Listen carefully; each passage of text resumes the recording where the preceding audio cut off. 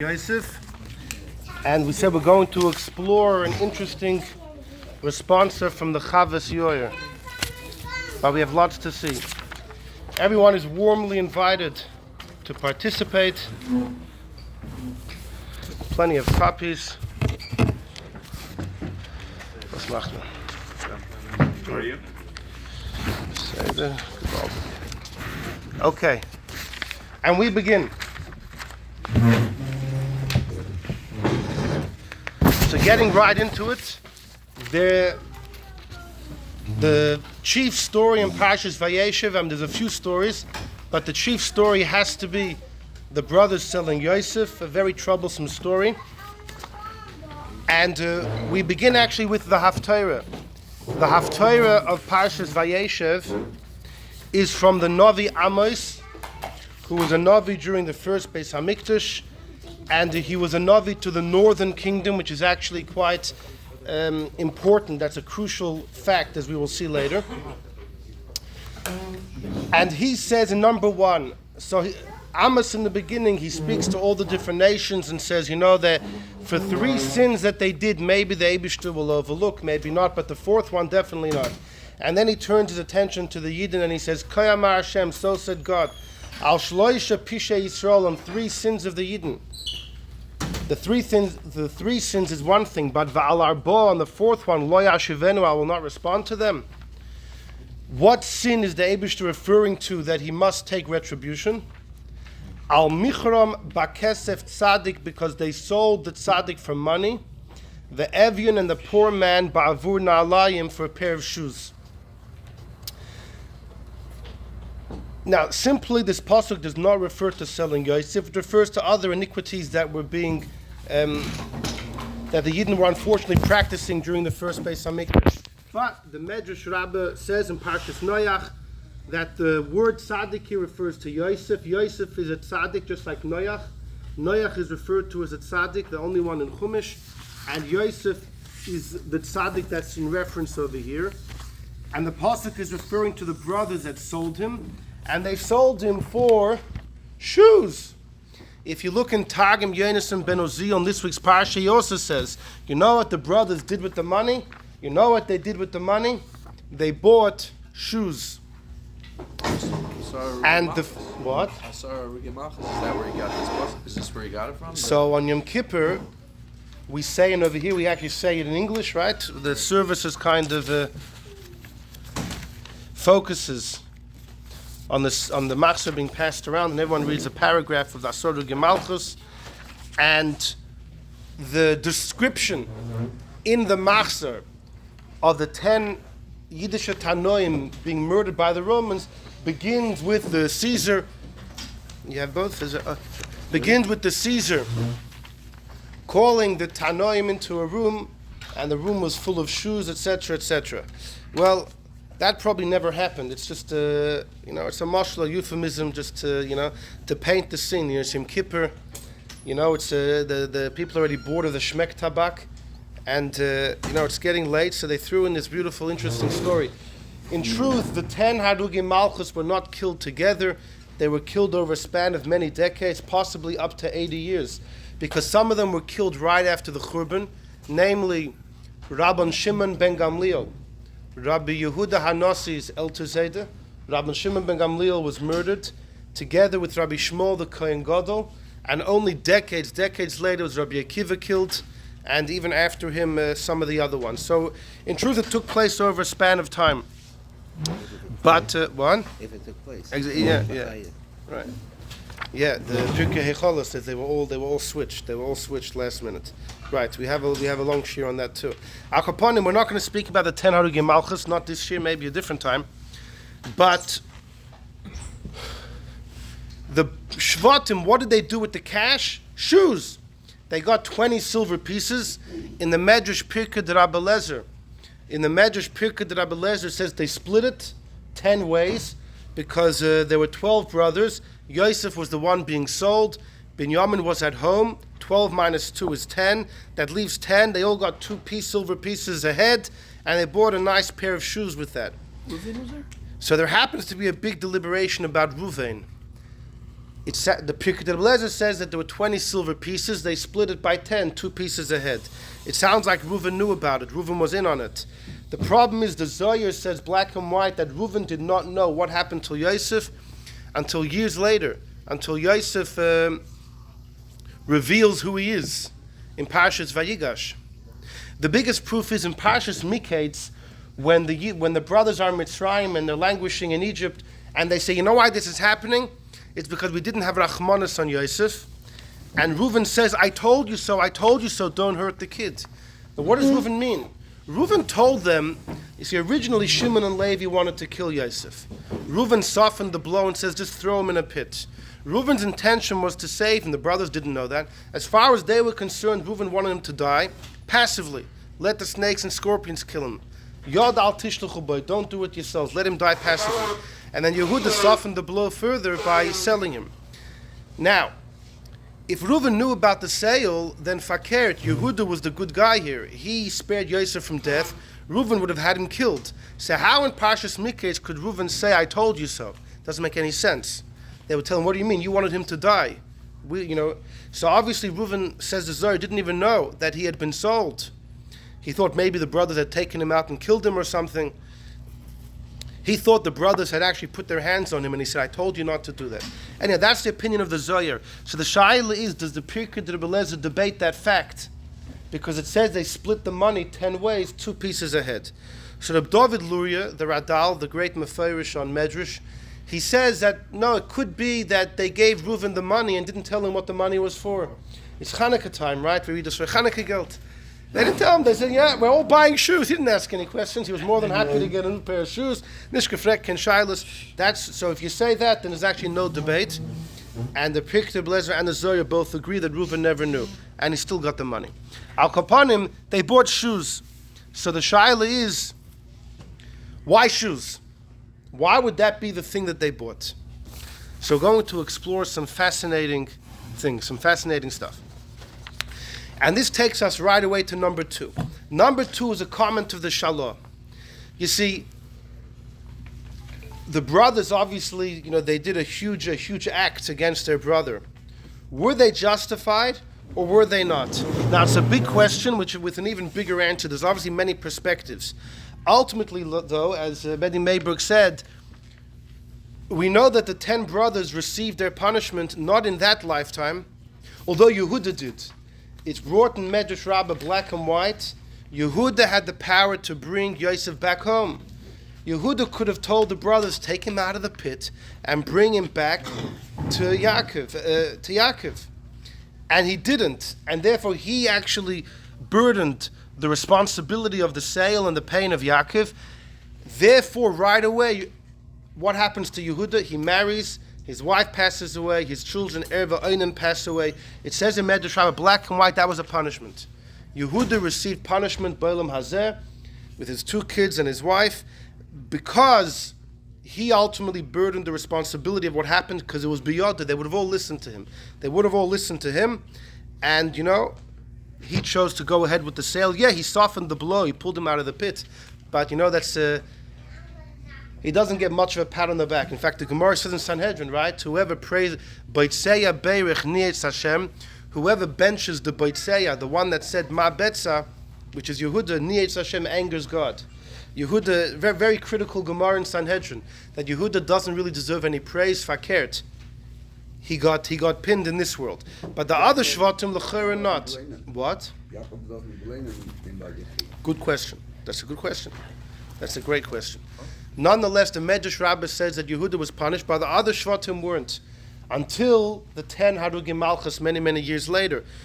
It's brought in many Sfarim of Kabbalah that the 10 Tanoim that were murdered by the Romans were in fact Gilgulim, the incarnations of the 10 brothers, and that's when they received their punishment, which l'chayr means they did something wrong. If they received punishment, they were wrong. So what's the deal? Were they wrong? If they were wrong, so how did they do it? What were they thinking? Look at number 2. This is a famous Hagor of the Shalor. It's a note that he wrote, after a little note he added in his Sefer. Says the Shalor, the Ein Lahakis, don't ask Lama Nenshu Ashvatim, why were they punished? Me'achisha Donu B'din Torah.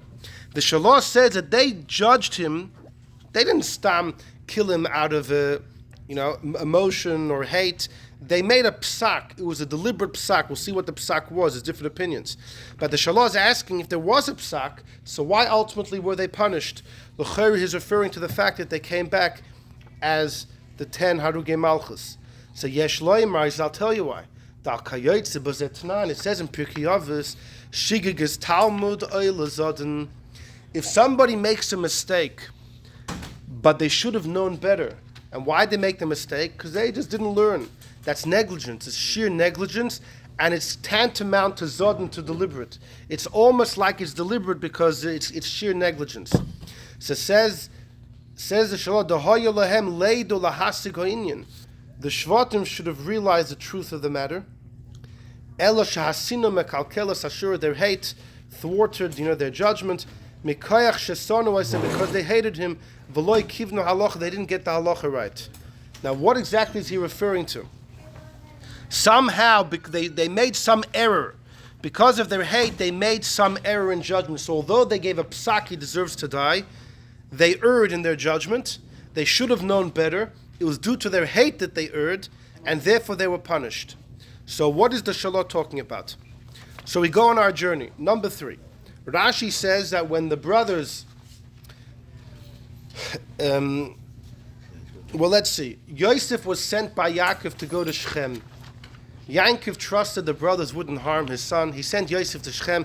Go see how they're doing. Go see how There's a few more. Wow, it's a sellout crowd today, so we're running out of copies over here. Can brothers be a judge? Good question. Good question. So, by a Ben Noach. So, Yosef comes to Shechem, and he meets a person. Who's the fellow? Gavriel. And Gavriel tells him they're not here anymore. They've gone to Doison. Says Rashi, I heard them saying, Nelcha Doison, let's go to Doison. Says Rashi, what's Doison?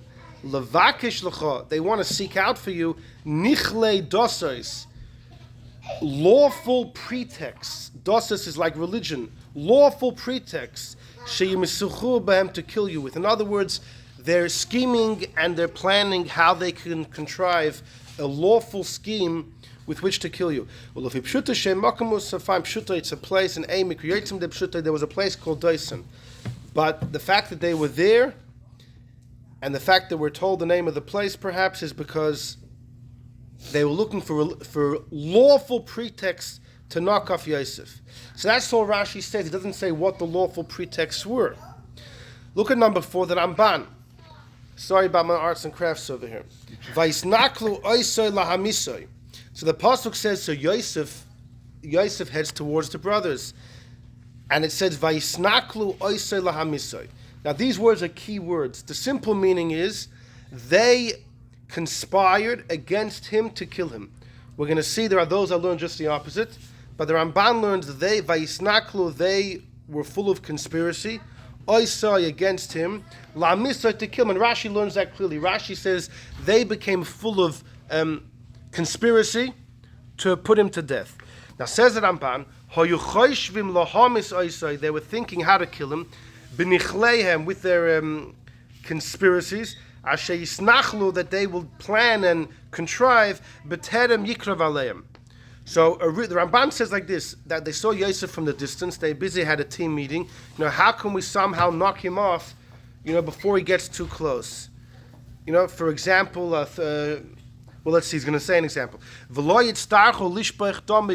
were thinking, let's not wait till he comes here and choke him to death, God forbid. How can we cause his death from a distance? And then he quotes the Bereshis Rabbah, Neshasa bois haklovim, let's send the dogs. Beautiful. Let's send the dog in his direction, the dog's in his direction.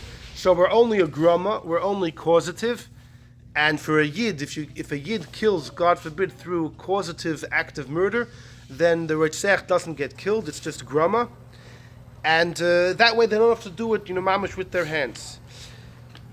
Says it Ramban, v'ulai asukein. It could be that they did send the dogs. It could be they did. V'lai also biyadim, but it didn't work. Yosef, the booby trap failed.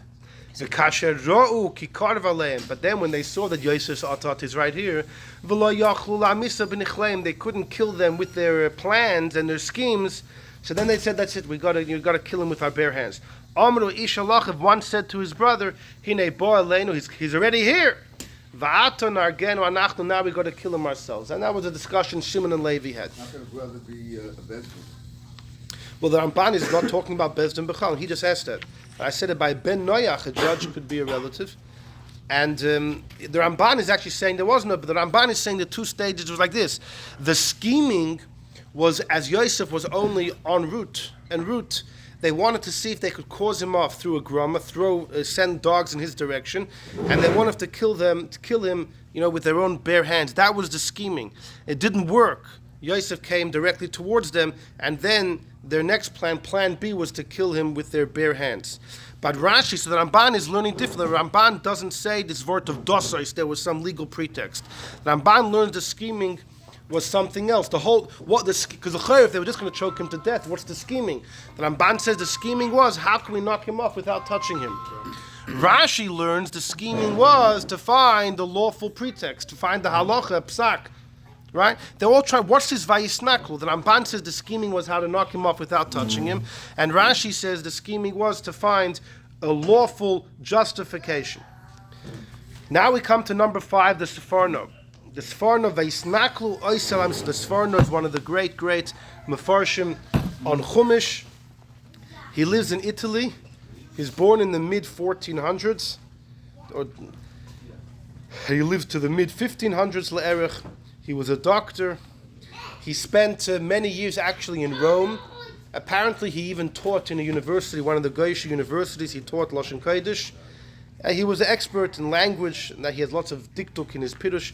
He learned Latin and Arabic and whatnot. And he actually, I think he gave class in university in Lashon Kodesh. For some reason, he had to leave Rome, and he was wandering around Italy until he came to Bologna. And they served him for supper spaghetti bolognese, and he said, "That's it. I am sitting down right over here." And he sat down in Bologna. That's just a joke. I think authentic spaghetti bolognese was basar b'cholov. Yeah. Exactly. Smith says basar b'cholov. He saw the chvesist. Anyhow, but whatever the reason was, he settled in Bologna, and he actually opened up a yeshiva, and he had a print house there too. Anyhow. Was he part of the Kabbalistic movement? No, not that we know of. He was a philosopher. He himself was well-read in all philosophy. But he writes, actually, that you just have to learn Torah and you know everything you need to know. And he actually says, people think you have to learn all these other things, in order to really deal with Lapikoris, you have to be well-read. You have to know Greek philosophy and Arabic and etc., etc. He said, it's not emes. He says, you learn Torah, you'll have everything you need. But he himself actually, was well versed, as the minig was in Italy. They were all well educated. Al Kapanim says this Farno. Hine loshen nachal yoira al hamso lahara. Nachal means to conspire. Kamaya shenichlu lachem. Fine. Omar, the Pasuk saying like this. The Sforno says like this. Vayisnaklu means they felt that they were being conspired against. Oisai means through Yosef. Lahamisai means for him to kill. Rashi learns Vaisnaklu means they were full of conspiracy against Yosef. Lahamisa to kill Yosef. The Sfornos flips it. He says Vaisnaklu means they thought that they were being conspired against. Oisai through Yosef. Lahamisai for him to kill them. They thought, why is Yosef coming here? Who sent you? No, lahamisoi means for him to kill. The oy is for his act of murder, for him to kill. Right. That's how he teaches, and he brings a couple of psukim to support this theory. But the Sforno learns the brothers see Yosef. Why is he coming? They know what he was up to. When they were in Hebron, he was telling Yaakov that they're eating Avim and Achai, they're hanging out with women. He was stirring up the pot. He was getting Yaakov on the verge to curse them. Now the brothers knew if Yaakov curses you, it's not good. Look what happened to Rachel. Yaakov said whoever stole Lavan's trophim will die, and Rachel died. More than that, they knew historically, Avram, only one of Avram's kids, ultimately continued the line. Yitzchak. Only one of Yitzchak's kids continued the line, Yankov. They were worried that Yosef thought that he was the one kid that was going to continue Yankov's line. And they thought that Yosef was working on he was spying on them to return to his father and inform, and then Yankov will either disown them or curse them and they will die. Yosef himself, he lost 10, right. The Yefez was Rei Yodav because of the zera that came out of the 10 fingers, the Gemara says inside it. What? Exactly. Eila told us Yaakov Yosef, listen. So Hapala Harga. Oh, exactly, let's finish it. Anyhow, V'shabo Aleihem, they thought, you know why he's coming? He's not coming to be Doirish our peace. He's coming to find Alilo Oila Hachtiyam. Either Yosef's trying to find some libel, to frame them on something, or to cause them to sin pasha, in order the father should curse them or God should punish them. And he'll be the only one remaining of the kids. Just like Avram had Yitzchak and Yitzchak had Yankov, well Yankov will have Yosef and Zehu. V'loshen he spoiled Yair al tzir ador v'benefesh. Vayisnaklu, vayunachlu might mean they conspired against somebody else. Vayisnaklu, you say we're having already 2 weeks in a row we're going into Dikduk. Vaisnaklu means that they were conspired against, but it means they were imagining they were being conspired against. Right. But Sir Hadover Benefesh, it's they imagined that they felt they were being conspired against. K'may atom misnakish benafshi. It says here it's Shom. It's actually meant to be Shmuel. It's a funny mistake. Shom would mean back in Sefer Bamidbar. It's actually Shmuel. It's a story when Shaul travels incognito to the mother of Avner, and he wants the witch, the necromancer, to bring up Shmuel from the dead. And she says, she didn't know who it was. She says, don't you know that Shaul forbade, and killed anyone that participates in these actions? And she tells him, you are misnakish benafshi. She tells the person who happens to be Shaul, she doesn't know at the time, you are misnakish benafshi. You are thinking of ways to hurt me. Mitzaya b'vavcha, you're planning ways, moikish, a trap, al nafshi, on my soul. So similarly, Vaisnaklu means that they felt, but they were being conspired against. You see, in the story in Shmuel, she's telling him, not that you are thinking you're being conspired, you're thinking to conspire against me. But here, by the Shvatim, they felt they were being conspired against. Anyhow, Veloshin lahamisa doesn't mean to kill him. It means for him to kill. Sheyom is hu esechov. He should kill the brothers. And he brings a few rayas. Go down a couple words. Now you understand the whole story. They were all tzaddikim gemurim. And their names are on the Choshen in front of Hashem forever. How could they have done such a thing? How did they get together to kill their brother or to sell him? And they did. And Bechlal, the Sforno famously holds, the brothers never second-guessed their decision. The Sforno writes here, and he also writes again in Miketz, a startling thing. In Miketz, you're talking about years later, 2 decades later, when again we mentioned that the brothers are saying, why are we having these troubles in Egypt? The Eibishter is punishing us because why? Because of what we did to Yosef. But what particularly do they say? He says, Ki gam kisha amru aval Hashem manachnu alachinu. In Pashas Miketz, when the brothers say they're guilty, loy amru shetia ashmasam al mechirosai. They don't say they're guilty for selling him or for causing his death. They say we're guilty that Yosef was crying to us and we didn't listen to his pleas. Ela al achzoriyusam bischanan. They were cruel why he was mischanan. So the Sforno is saying that when the brothers have their regret in Parshas Miketz, their regret is limited to the fact that they listen, what we did was right. But apparently we should have gone beyond the letter of the law. However, he was crying. When Yosef was in the pit, Yosef was crying. Yosef was screaming, help me. And the brothers, they sat and eat bread. And he's busy crying. He's screaming for help. And they turned a deaf ear. That was the Eibishter's problem with them. But they should have gone beyond the letter of the law. But the actual psak that he deserved to die, they never had second thoughts about their psak.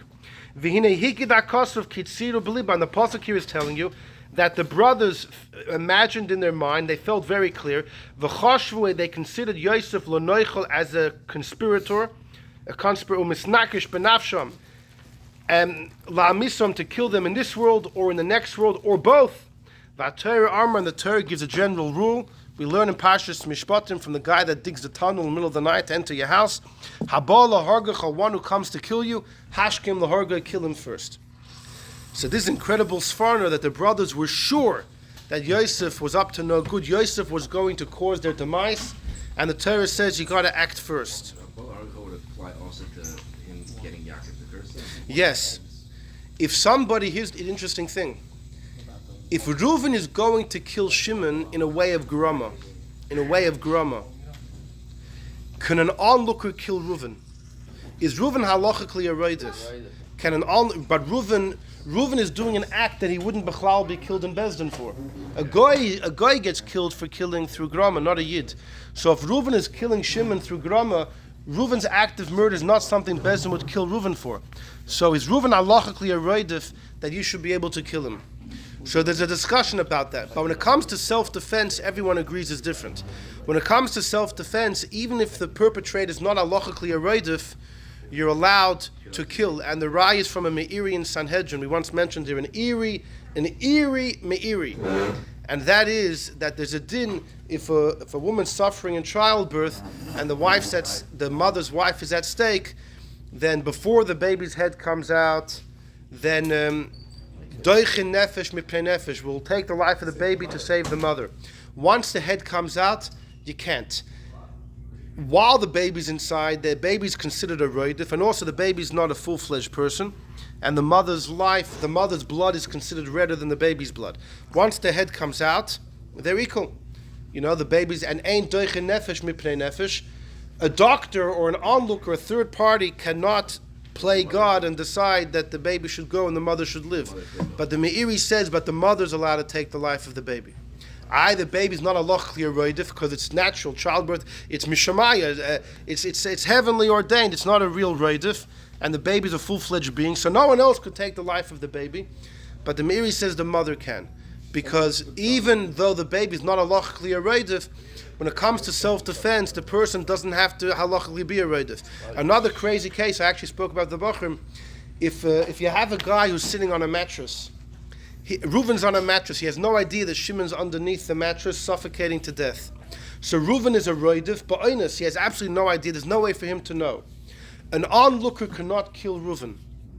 Reuven's not halachically a roidif, because he has no idea, he's not a roidif b'shoigig. This is not a mistake. There's no way for him to know. It's mamish and oinus. But if Shimon's under the mattress, he could take out his gun and shoot through the mattress and kill Reuven. Because self-defense has and there's many. The Rivosh has a famous psak that when it comes to a roidif, if you're a third party, before you knock off, if you see Reuven running after Shimon to kill him and you're the savior, if you're able to, you have to warn Reuven. You can't kill Reuven until you warn him. Unless you're a mile away and you're a sniper, right? Then there's no way for you to get the message across. But if you're nearby, you have to scream out to Reuven, one more step and I'll kill you. But the Rivosh says Shimon himself was being pursued, doesn't have to. He can just turn around with his gun and kill Reuven. So we find many differences. Also. Right. So by what? He's not. Nachama? Someone put someone in the lion's den. Kofso lifnei ari. All right, so you can see the Gemara over there in Sanhedrin. In Sanhedrin, which discusses all the different cases of grama and when it's what? Why does he regret it then? They were wrong though. No. Well, they never conceded to that. They never. They knew he wasn't. No, they knew he was. Rashi says in today's Chumash, Yosef was tattletaling. Vayave Yosef dibosam ra. Yosef brought all the negative stories to his father. He was. And they felt Yanki's on the edge of cursing us. One more story, and boom, he'll knock us off. And so the Sforner's not saying whether they were right or wrong. He's saying that they felt they were right, and they always felt they're right till the last day. It's fascinating. That's what the Sforner says. Let's see number 6, the Ur Chaim. We're going to see a couple more. You'll see where we're going with this. At least I hope we'll see. Anyhow, number 6. The Ur HaChaim, so the Ur HaChaim is a little more recent. He's in the times of the Baal Shem Tov. He spent most of his life in Morocco, and the last year of his life he was in the Holy Land, in Eretz Yisrael. Says the Orach Chaim, V'im Tomer, you're going to wonder, Al mi samchu shivtei ka la'arigas hanefesh, on who did the Shvatim rely to kill a soul? U'ma gam nefesh tzadik acheim, and not just anybody, they're killing their brother Yosef. Hagam sheyatzu la'arigoyse b'derech she'enim chayom k'moshkas, and they wanted to kill him in a way they wouldn't be obligated. The Orach Chaim says before that their plan was, when they said let's kill him, so Rashi learns it was Shimon telling Levi. Rashi says in Vayechi, it was only two brothers who wanted to kill him with their bare hands. He learns, no, it was all the brothers together, so let's kill him together. Because the halacha is, if 10 people kill somebody all together, the kulam p'turim.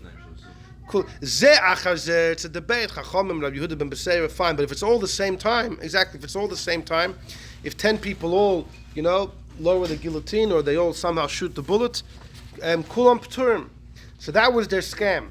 But nonetheless, says the Orach Chaim, Alpha became Einem P'tur Medina Shemayim. That won't help when you stand in front of God. That ain't going to help you. Yeah, Bezdin won't kill 10 people if they kill someone at the same time.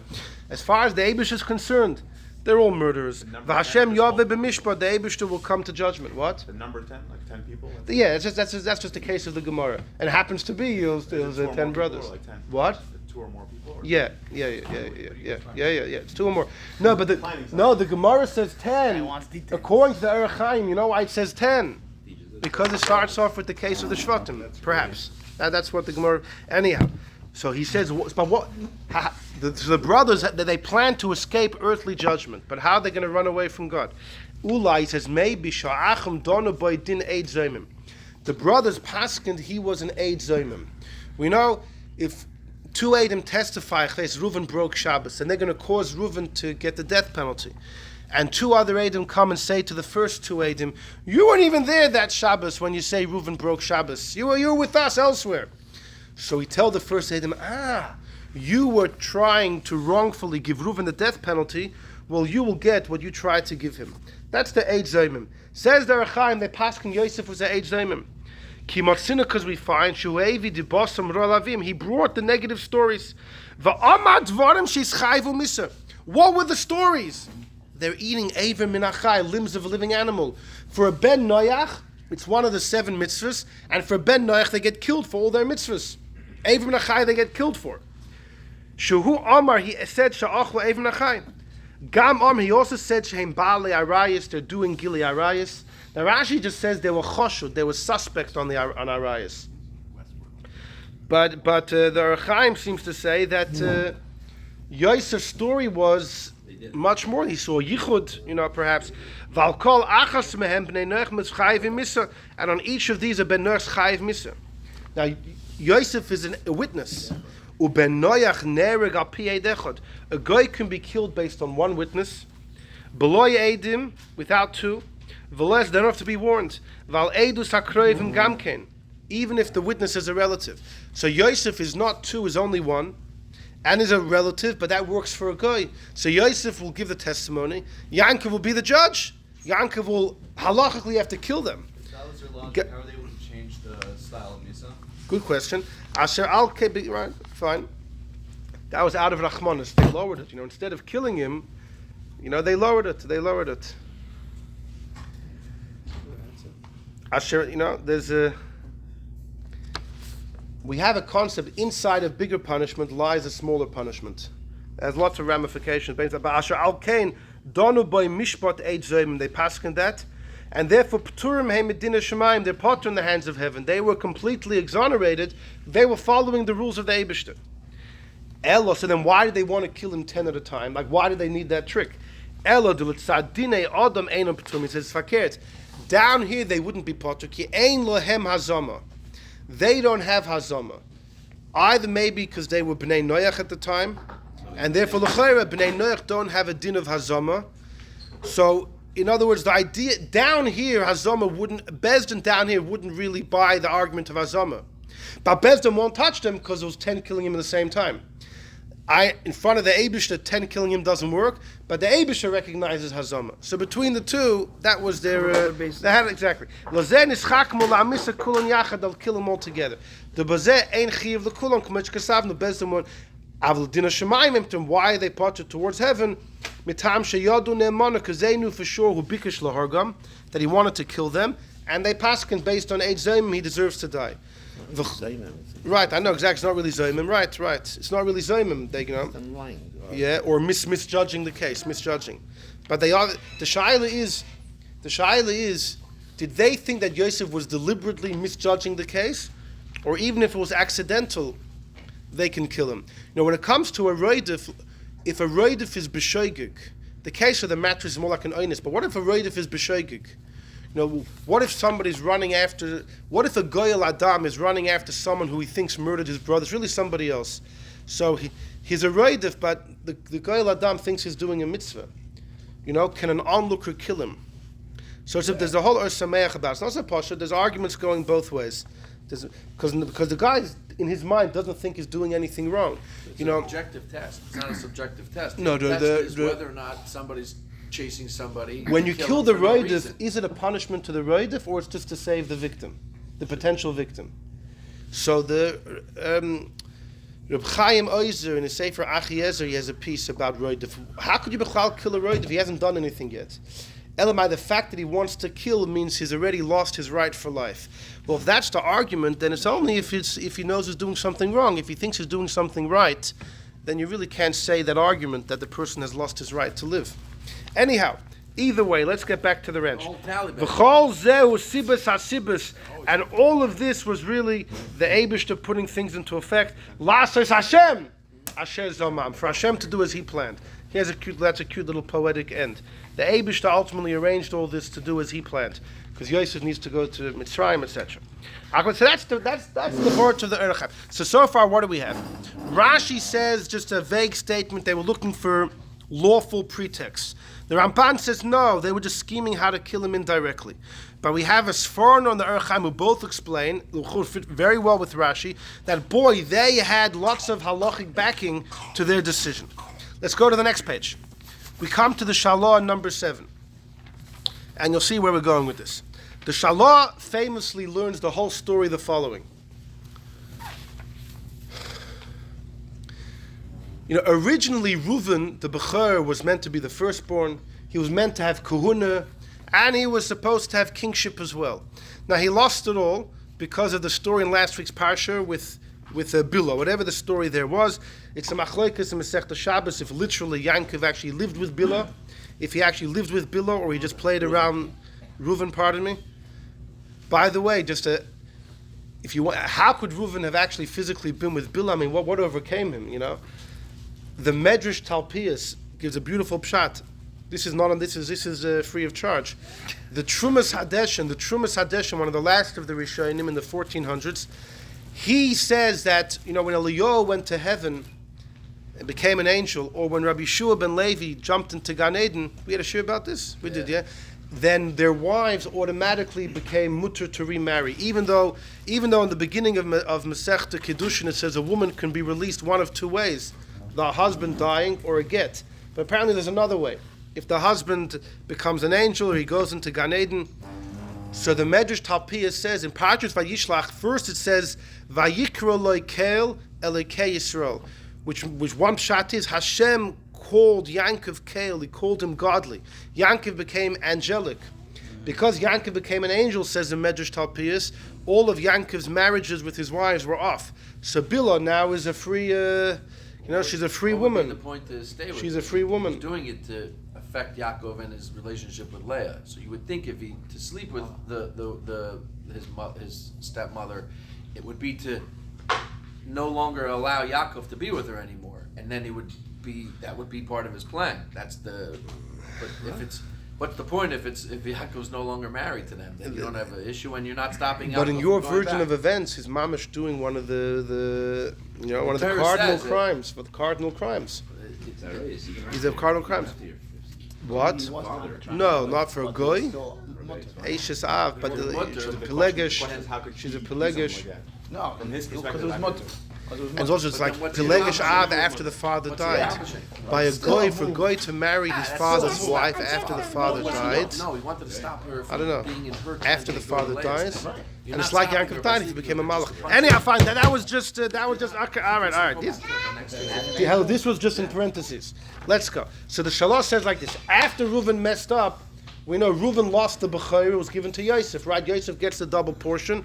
His two sons become Shvatim. The Kahuna went to Levi, and the Melucha went to Yehuda. Yosef has dreams of grandeur. Everyone's going to bow down to him. So you know what the brothers said? You think, Hamalach, Timlach, you're going to be a king over us? Yehuda's already the king. You're usurping the Malchus. You're a Moirid b'Malchus. Look at the Shalom. Nachzer, number 7. Let's go back to the Melucha of Yosef. Really, Yosef's kingdom wasn't what the brothers thought. Yosef was just going to plant the seeds, build up a nation, and then give Yehuda the reins. But look at the third line. Vashvatim didn't understand that. Rak hoyu be'etzem loyu lazaroi. Because they thought that Yosef planned to be king forever. Al kain therefore holchu doisoin levakish nichlei dosos, quoting Rashi, right, that it's nichlei dosos, pretext, koloimar, to judge him with the religion of Torah, and they were all masking he deserves to die. Even Bnei Bil and Zilpah. It's funny. Yosef cared for the children of Bil and Zilpah. Rashi says he cared for them. He told Yaakov, Tata, Leah's kids are making fun of Zilpah and Bilhah's kids. Yosef cared for them. How'd they turn on him and want to kill him? Even though they loved him, his skimmer, they agreed that, listen, this is a halachic shaila. They said, mitzad din v'das, ma'achas shechoyle, kal malchus beis David. Yosef was trying to usurp the Melucha of Yehuda. V'chol ha'choyle kal malchus beis David is like choyle kal hashchina. And that's why God joined. The famous Tanchum of Pirkei Rabbi Eliezer, Rashi quotes, they got the Eibishter to join the Cherem. How did the Eibishter get involved? You know why? Says the Shalosh Pashut. If you argue on malchus beis David, you're fighting against God. So the brothers brought Hashem into it. They said, Yosef we're not just fighting for Yehuda's glory, we're fighting for you too. That's how the Eibusha got involved. Koloyimar, he's choylek on the Shechina, because he's arguing Malchus beis David. And then he says a fascinating thing. In Parshas Vayigash, right? In the end of Mikdash, the brothers, they seem to have some level of remorse. And in the beginning of Vayigash, when Yosef tells the brothers who he is, the Tanchuma says they wanted to kill him on the spot. So the Shalom wants to know, I didn't get it. In the end of Parshas Mikdash, they seem to have remorse. In the beginning of Vayigash, when they see he's Yosef, they want to kill him again. Says the Shalom, it's Pashut. You know why they started to have remorse? They thought, you know what, maybe we judged him incorrectly. Maybe Yosef doesn't really want to be king. We were jumping the gun. He just wants to pave the way, plant the seeds, to start a nation and then hand it over to Yehuda. But then when Yosef tells them he's wearing the clothes and I'm Yosef and I'm ruling Egypt, they said, he really does want to be king. We taka got to kill him. It's fascinating. He says, Al Kain, therefore when Yosef revealed himself to the brothers and they see that he's a king, they wanted to kill him. Because they realized, Hitaka means this. Hitaka wants to be king. Anyhow, Al Kapon, that's how the Shalom learns. What's the end?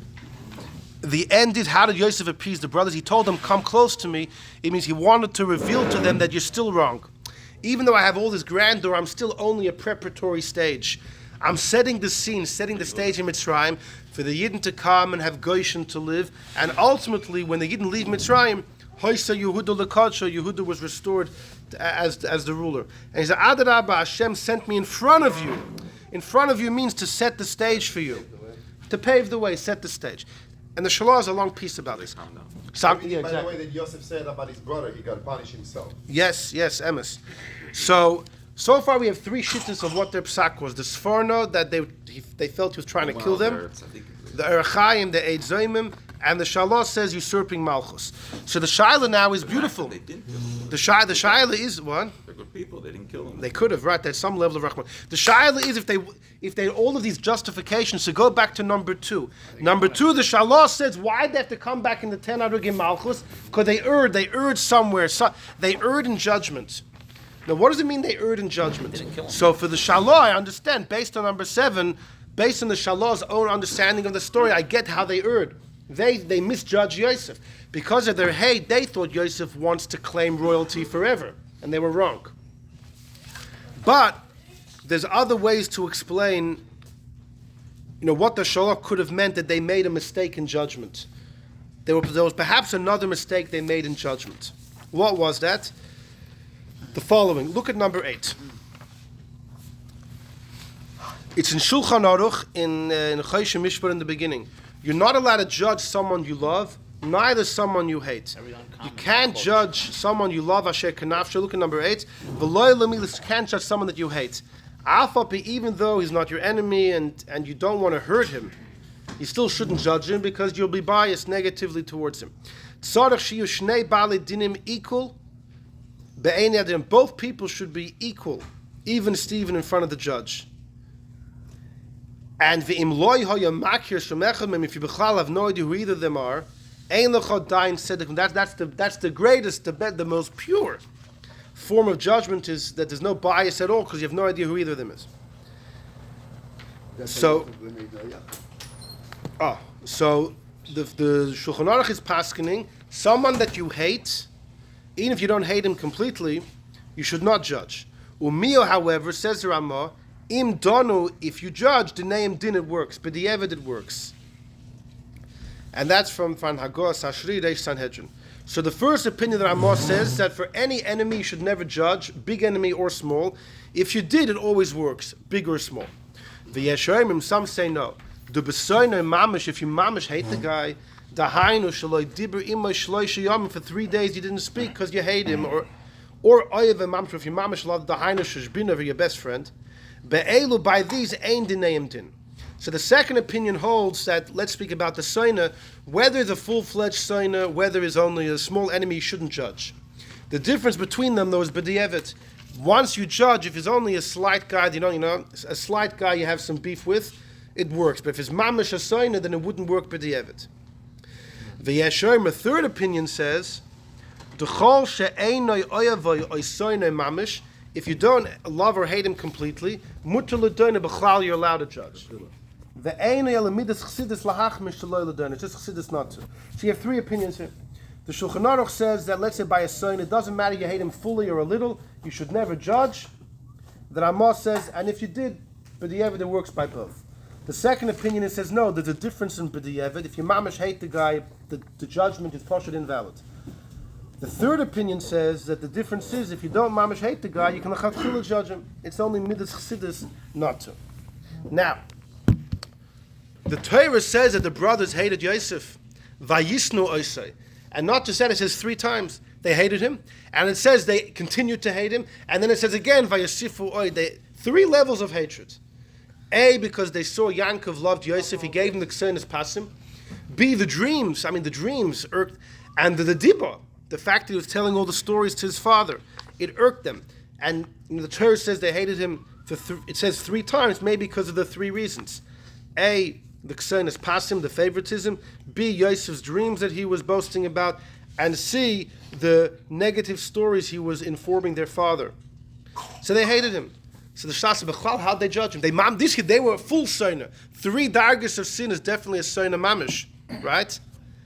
It bechlal that you can't do it. And according to the second opinion that Ramah brings, even b'di'evet, it's not that you can't do it. It doesn't even work. It's not a psak at all. So the shaila is, but the Ramah said this only if you don't speak to him for 3 days out of hate. The Torah says the brothers were not able to speak to him l'shalom, for peace. So does that mean they didn't speak to him at all? Rashi says you see the praise of the Shvatim. Some people are achas bepeh, achas belev. In the heart they hate you, but they speak nicely. He says the brothers they didn't speak nicely. That means they spoke negatively. But the Ramah said this only if you don't speak to him at all out of hate. It seems an answer for this is the other brothers who joined in, the Shifcha's brothers, didn't hate. They only did it because of halacha, so they wouldn't be covered. Okay, because they definitely were not leading the Bezdin here. It was the older brothers that were, and they hated. Probably they were the ones that They were the ones who paskin. Okay, so let's look at number 10 for a second. Number 10 is Reb Shlomo Kluger. Reb Shlomo Kluger. In number 10, he says, I sent to tshuva to Stanislav. It's in my sefer in Yeridei Siman Aleph. Masha Kasavti Sham. He says, "Bizman azeh d'shchichi hamadabrim echad bepeh v'echad belev." Said Shlomo Kluger, these days, lots of people are echad bepeh v'echad belev. They speak nicely, but in their heart, ay ay ay. V'hutra haratzua, that means that, it's become permitted. L'daber sheker bozeh. I'm sorry, l'daber sheker, sorry. That you push it, they speak falsehood. They speak like they're your friend and really they're your greatest enemy. Kol de nikr de have a soina mamash. He says, as long as it's clear that the guy is a soina, after medab, even though he speaks to him, have a soina mamash is still considered an enemy or pasul adonai. So says Reb Shlomo Kluger, if you know that the guy hates him, even if he doesn't, even if he's speaking to him, right? Even if he speaks nicely, for sure, if you speak negatively, you don't need the law of no speech at all. Now, it happens to be the brothers Bechlal they were in a different city. But you could say they didn't speak to him because they were just out of town. Had they been there, they would have talked to him negatively, but maybe the din of the Ramah is only if you don't speak at all. I mean, it's based on a Gemara. But Shlomo Kluger is saying, no, it doesn't have to be that. If it's clear the guy's a soina, the guy's a soina. I don't care if he speaks nicely, says Shlomo Kluger. How much more so if they would speak negatively? Exactly. You're not allowed. And according to the second pshat of the Ramah, it's bechlal, it's a baseless, the din has no validity. So the shaila is, weren't the Shvatim aware of this? For a ben noach, a relative is one thing, but how could a soina, how could a soina judge? How could a soina judge? So we come to number 9. This is really the highlight of the shir. It's a tshuva of the Chavos Yair. Chavos Yair, Yair Chaim Bachrach, he lives in the 1600s in Germany, one of the greatest of the Achronim, a fascinating tshuva. I am b'tshuvas Chavos Yair, in the end of the Sefer, Bashmotas, it's in the end of the Sefer, in the stuff at the back, Shekosav Mais, there was a story here. Echad love mimeni. The Chavos Yair was, apparently had guilt also. Somebody borrowed from him. When the time came to pay back, the borrower said, I paid half already. V'nishba l'sheker. And the Chavos Yair brought him to din, and the guy swore that he paid back already a certain amount, and it never happened. V'achar shana, a year later, this guy came to the Chavos Yair for din Torah. Says the Chavos Yair, I did not want to take his case. Now, he says, Lav mishum dumut l'snois. So he says, why not? Now, generally, if somebody's a Russia, the Gemara says you're allowed to hate a Russia, right? So wait a second. Anytime someone does an Aveira, if they're considered a Russia, you're allowed to hate them.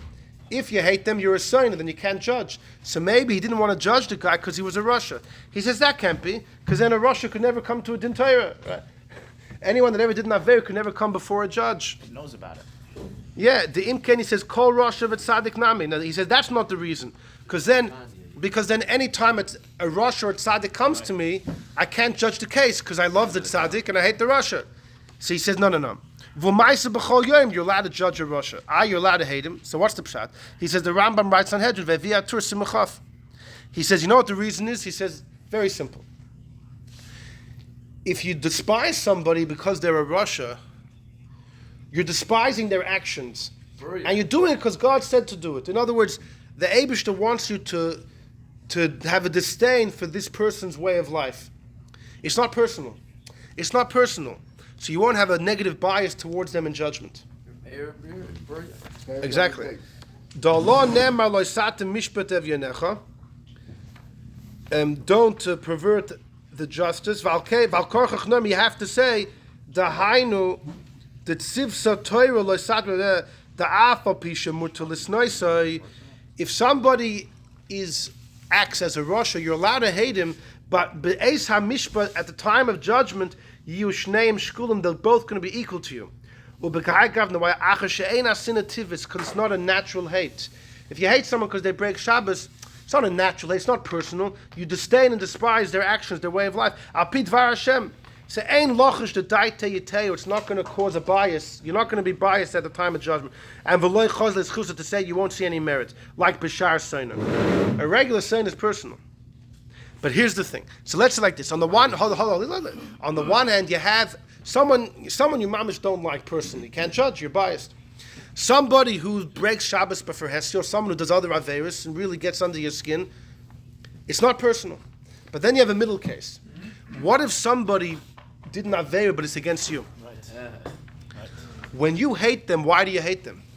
Both. Is it altruistic? They did an aveira, or because it's personal? And the question is, do you have the right to say, I only hate him because he did the Aveira. It's not because it was against me. Or do you have to be concerned, maybe there's a little bit of a personal vendetta over here. So it says the Chavos Shemashen, K'sha'asa l'dayin atzmoi, if this person did to the judge himself a ma'aser resha, a bad act, or shum dover, anything sheyesh lo tina b'libay that gives the dayan a bad feeling, vada yachich miladuna, he definitely should not judge. To gamkein yesh lachush, you have to be concerned with pnei kach l'chosel leis chusay. You're going to be concerned that maybe because it was against me, I will be biased. Don't say I hate him only because he did a bad act. It was against me. Maybe there's exactly he stole from me. I hate him because he's a ganav. You got to be concerned. Yeah, but who did he steal from? You. Maybe there's a personal vendetta over here. In other words, you don't have the right to completely exonerate yourself and say that no, I am altruistic over here. I'm only hating him for his action. You don't have the right to say that. So comes Rabbi Yosef Salanter. There were a number of people. There's Yisrael Salanter. He was a student of somebody by the name of Yosef Zundel of Salant. Yosef Zundel of Salant was an incredible gun. It's a new name. No, he must have. Yosef Zundel of Salant was one of the greatest students of Reb Chaim Volozhiner. And actually, he would often travel to Reb Chaim Volozhiner to speak and learning and get hadracha and learning. When Chaim Volozhiner passed away, he would go to Reb Akiva Eiger. I mean, he was a big fellow, this Yosef Zundel Salanter, and he taught Yisrael Salanter, the father of Musar. He taught him Nigla, and Rabbi Yisrael Salanter writes incredible things about his Rebbe, about Rabbi Yosef Zundel. He says he might even be the greatest scholar alive, he says. But no one knows about it. It's a hidden secret. He says, as great, as masterful as my teacher is in learning, as masterful is he in camouflage, covering up. No one knows about it, but I know about it. It's interesting. This Yosef Zundel Salanta, he had a son-in-law by the name of Shmuel Salant. Shmuel Salant ended up going to Eretz Yisrael, and he was a Rav in Eretz Yisrael. This is actually a great story. I love this story. It's a cute story. When Shmuel Salant was a Rav, so one morning, it was the morning of Pesach, first day Yom Tov. He's in Shul, and one of his balabatim comes in. As he tells the balabas, "No, how was your seder last night? Because a couple of weeks ago, your daughter got married. Your first son-in-law. How was the first seder with your son-in-law?" The balabas says, "Don't ask. It was horrible." What happened? So he said during soup by Shulchan Aruch, all of a sudden my son-in-law he finds a wheat kernel in the soup, in the hot soup, and he screamed, "Wheat, chametz!" He says it was bizyonis. My wife was embarrassed. I was embarrassed. It was horrible. It destroyed the whole evening. So Shmuel said, "Wait a second." He said, "Come outside." He called the son-in-law to come outside as well. People see the three of them walking out. The whole shul went outside to the street. Shmuel Salant tells the son-in-law, "Give me your shreimel." Takes his shreimel, starts banging the shreimel. Wheat kernels start pouring out. The minig in Yerushalayim by the Ufruf was to throw wheat kernels at the chassan. To throw wheat kernels, because it was a simon, just like wheat you plant and grows. Right. So they said, so the Hayrah was that before you point fingers at somebody, sometimes you got to check your own shreimel. Anyhow, so what? Take off your hat when you eat. That would have also worked. And so after Shmuel Salanta, there was a fellow by the name of Yosef Tzvi Salanta, and he was also in Eretz Yisrael. I think he was in Yerushalayim too. Yosef Tzvi Salanta, and he wrote a sefer called Be'er Yosef, an incredible sefer. In fact, Reb Shlomo Zalman Auerbach, who he's more famous to us because he was a good friend of Lubavitch. Reb Shlomo Zalman Auerbach, when he was a young man in the early 1900s, the Be'er Yosef Tzvi Salanter was a big Rosh Yeshiva, and he gave shiurim, and he had all these chidushim in Chumash. And Shlomo Zalman Auerbach, who was a big scholar, even as a young man, he told this Yosef Tzvi Salanter, these chidushim are gold, they're diamonds, you got to write it down. So he convinced him to put out his sefer known as Be'er Yosef. In the Be'er Yosef says Rabbi Yosef Salanter, you know what the brothers' mistake was? When the Shalosh says they made a mistake in judgment, they didn't know the din of the Chavos Yair. They knew that you can't judge someone that you hate. But they knew they hated Yosef. Boy, Vayasifu. But they said, you know why we hate him? He's telling stories on us. He's gloating. He's boasting with his chalemus. We hate him altruistically. It's not personal. What they didn't know is that in this middle case, when someone does an avei, but it's against you, the Chavos Yair says you don't have the right. You can't justify yourself and say, I'm on holy ground here. I'm only hating the guy because because he's going against the Eibishter. You have to be worried. Maybe there's a personal vendetta, and that's what they didn't know. That was their mistake. That was their mistake in judgment. That's what is fascinating. Anyhow, with this, just to see number 10, and then we'll wrap it up in the next 3 minutes. Pischei Tshuva, number 9? Yeah, Pischei Tshuva, yeah. So in number 10, Rabbi Yonis and Eibishitz has a commentary on Haftarah, on this week's Haftarah. And he says, Al Michram Bakesef Tzadik, they sold Yosef for money. He says, Yesh Lahaksha, says Rabbi Yonis and Eibishitz, who's saying the Pasuk? Amos. Where did Amos live? In the northern kingdom. He should talk to Yehud in the southern kingdom. Who sold Yosef? Who sold Yosef for money? It was Yehuda's idea. Yehuda's in the southern kingdom. Halo Yehuda Rosh HaMedabrim. He said, let's sell him. And Amos didn't give prophecy to the southern kingdom. He was in the northern kingdom. He's talking to the wrong crowd. That's an interesting question. He says, no, beautiful. He says, you have to know the Shalah. Why did they sell him? Because if he shemared b'malchus beis Yehuda, you know why they sold him? Because Yosef was married b'malchus.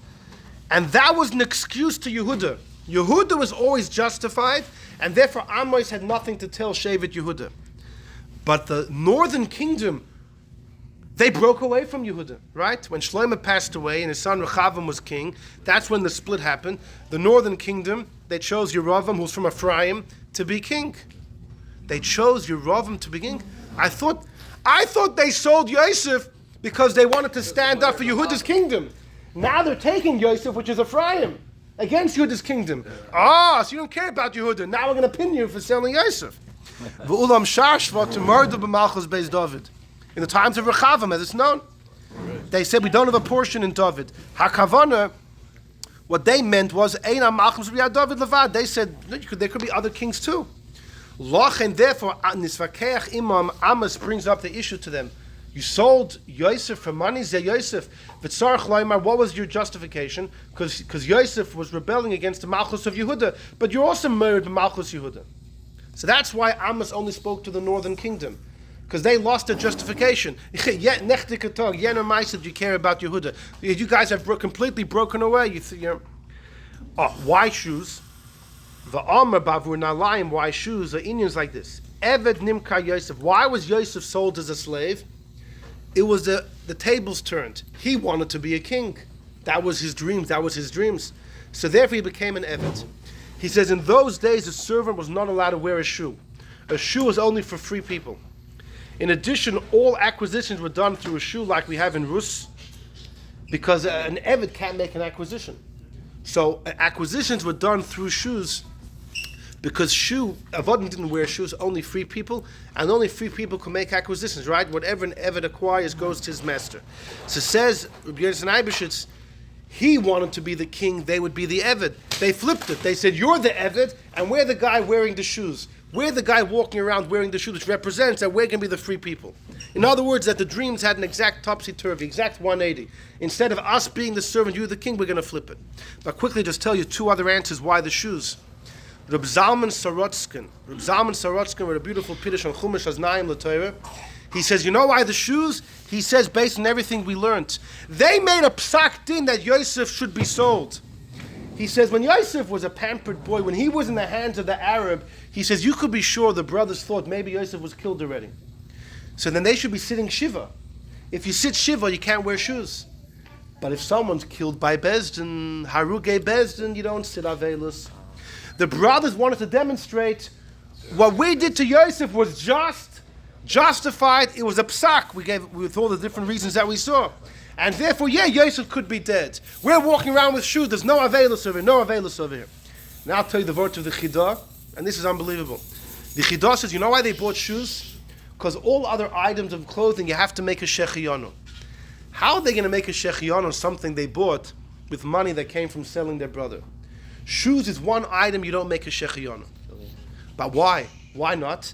because leather shoes, an animal had to die for it. You can't make a shechianu on leather shoes if it came to an animal have to die.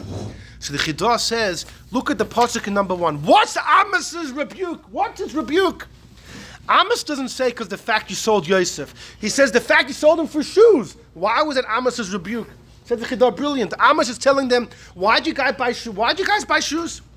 Because you didn't want to make a shechianu. Why don't you make a shechianu on shoes? Because how could you make a shechianu when an animal had to die? You care about animals dying and your own brother doesn't bother you? That was the issue. The fact that they sold him for shoes was the issue. That demonstrates what you care about the suffering of an animal. And there's no shechianu on shoes. But for your own brother, you would sell them to one? Anyhow, all right. This ends our discussion for today. What? Yeah. They should have made a shechianu. At least it would have been equal. It would have been.